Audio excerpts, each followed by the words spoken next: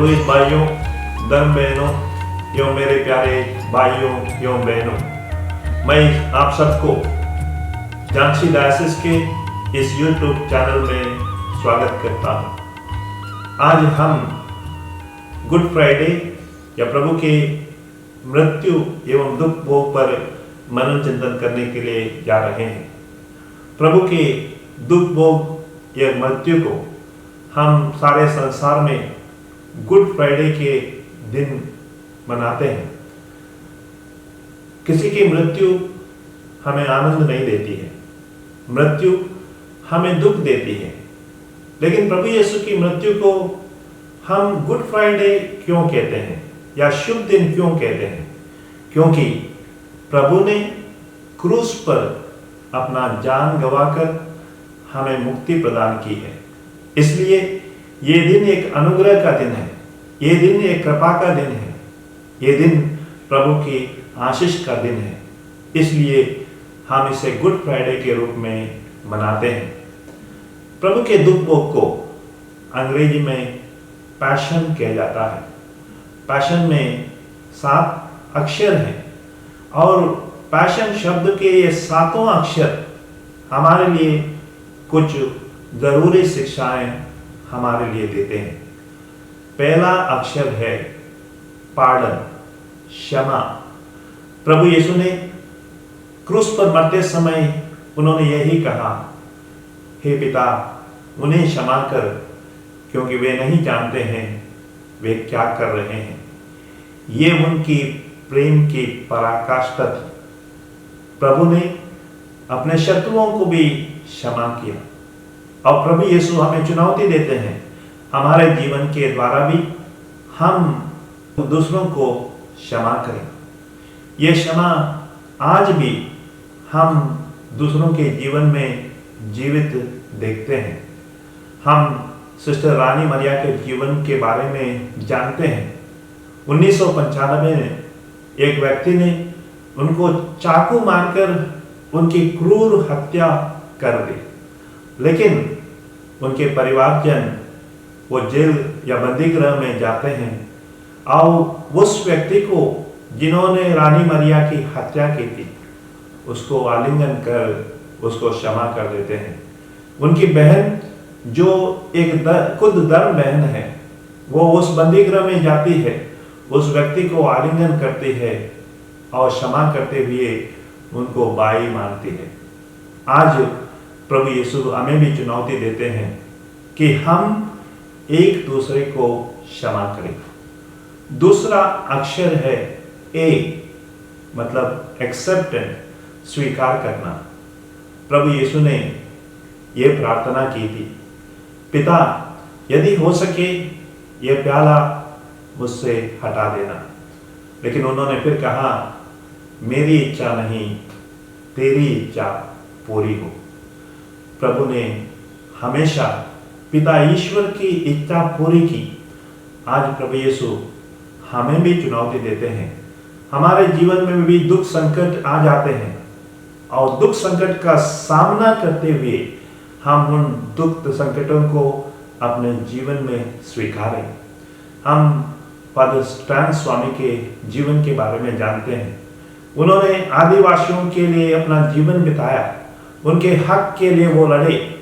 इसके कारण उन्हें जेल में डाल दिया गया और उनको वहां भी यातनाएं उनको स्वीकार करना पड़ा, लेकिन उन्होंने ये सब कष्ट प्रभु के लिए स्वीकार किया और उन्होंने अपना जान उस जेल खाने में भी दूसरों की चिंता करते हुए उन्होंने अपना प्राण त्याग दिया।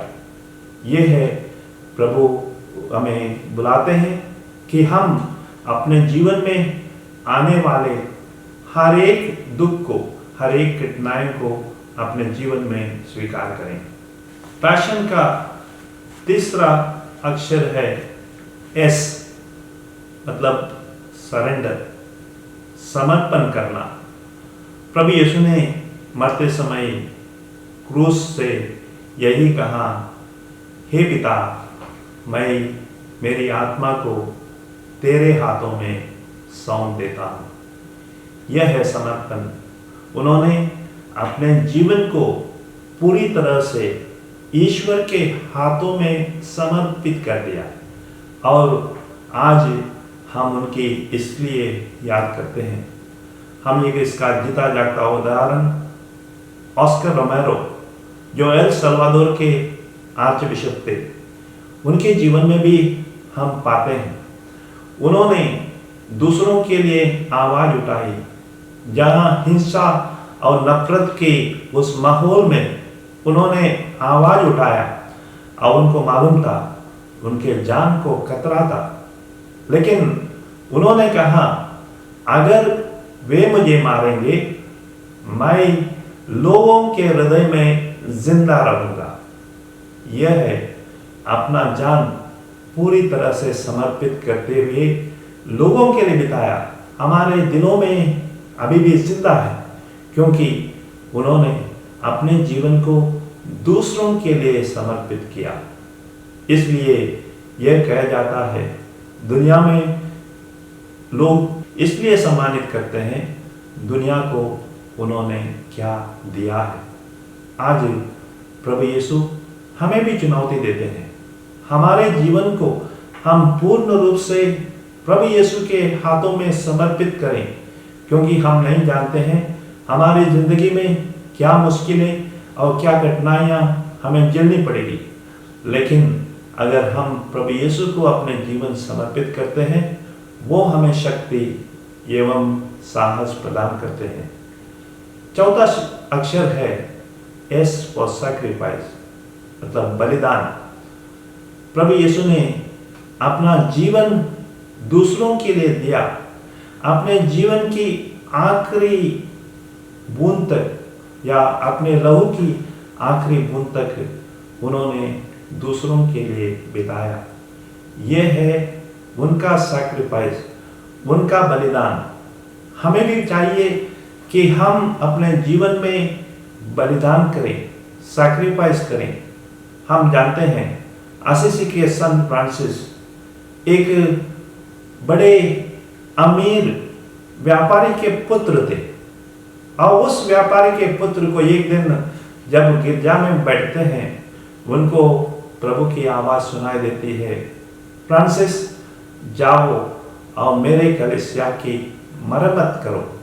और उसकी आवाज को सुनकर वे पूर्ण रूप से अपने आप को समर्पित करते हैं। उनके पास ऐश आराम, बंगला, धन सब कुछ था। ये उन्होंने सब कुछ प्रभु के लिए त्यागते हुए उन्होंने अपने जीवन को प्रभु के लिए समर्पित किया। आज प्रभु यीशु हमें भी चुनौती देते हैं, हम अपने जीवन को प्रभु के लिए समर्पित करें ताकि हम दूसरों के जीवन में बदलाव ला सकें, परिवर्तन ला सकें। पैशन का 5वां अक्षर है आई, मतलब इनोसेंस, निर्दोष। प्रभु यीशु पूरी तरह से निर्दोष है। संत मैक्सिमिलियन कॉल्बे, जिनको नाजी कैंप में बंदी बना दिया गया था, कि वो देखते हैं जब एक आदमी को सजा दी जाती है, वो आदमी रोते हुए विनती करता है और वहां पर संत मैक्सिमिलियन कॉल्बे निर्दोष होते हुए भी उस आदमी के लिए मरने के लिए तैयार होते हैं। आज प्रभु यीशु हमें कहते हैं कि हम एक सुंदर जीवन बिताएं, पवित्रता का जीवन बिताएं, निर्दोष होकर प्रभु के चरणों में आ जाएं। अगर हम निर्दोष होकर प्रभु के चरणों में आते हैं, प्रभु हमें शक्ति एवं कृपा प्रदान करेंगे। पैशन का 6वां शब्द है ओ, ओबीडियंस, आज्ञाकारिता। प्रभु यीशु आज्ञाकारी बने रहे। पवित्र ग्रंथ कहता है वो क्रूस के मरण तक, क्रूस के मरण तक आज्ञाकारी बने रहे।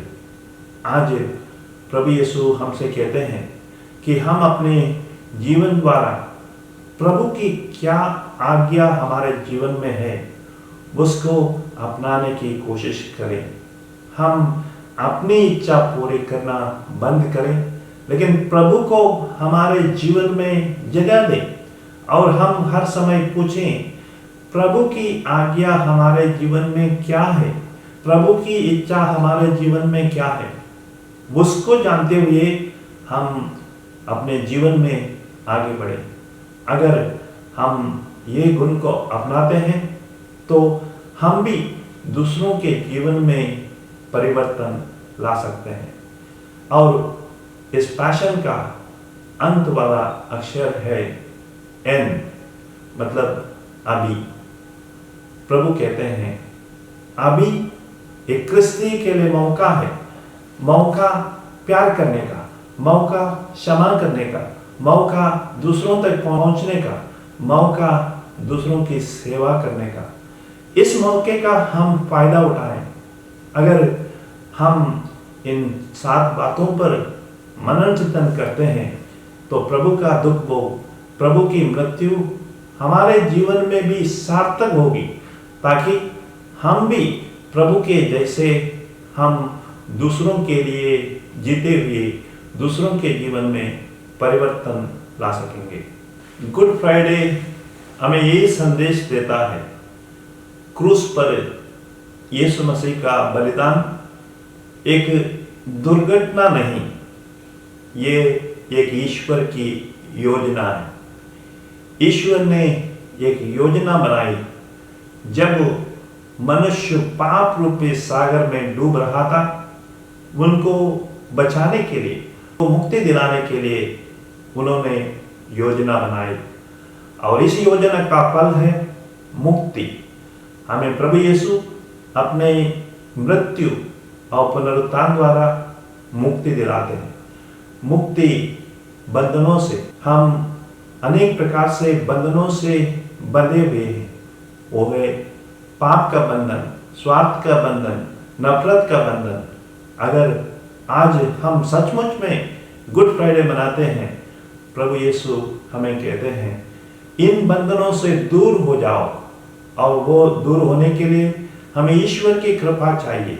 आज जब हम गुड फ्राइडे मनाते हैं, उस प्रभु से हम यही दुआ मांगे कि जिस तरह उन्होंने दूसरों को क्षमा किया, जिस तरह उन्होंने दूसरों को प्यार किया, जिस तरह उन्होंने अपने जीवन को दूसरों के लिए समर्पित किया, जिस तरह उन्होंने अपना जीवन जिया, उसी तरह वो हमें आज बताते हैं कि हम उसके प्रेम को, उसकी दया को, उसके क्षमा को हम दूसरों तक फैलाएं, ताकि हमारे लिए ये गुड फ्राइडे शुभ हो और हम अपने जीवन द्वारा दूसरों के जीवन में बदलाव ला सकें और परिवर्तन ला सकें। मैं आप सबको फिर एक बार गुड फ्राइडे के इस दिन की शुभकामनाएं देता हूँ। ये दिन हमारे लिए अनुग्रह, कृपा और ईश्वर की आशीषों का दिन हो। Thank you.